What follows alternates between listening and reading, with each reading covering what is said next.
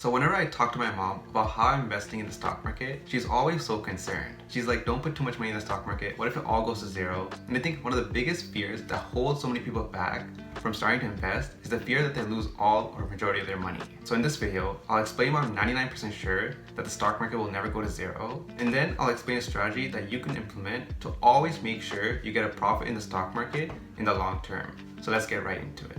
So throughout the history of the stock market, many stocks have gone to zero. For example, in the 2008 financial crisis, many major companies like General Motors went bankrupt and their stocks essentially went to zero. And people who invested in these stocks pretty much lost all their money. But the thing is, even in these really scary moments in history, like the 2008 financial crisis or March 2020 when we all thought we were gonna die due to COVID, the market as a whole doesn't actually go to zero.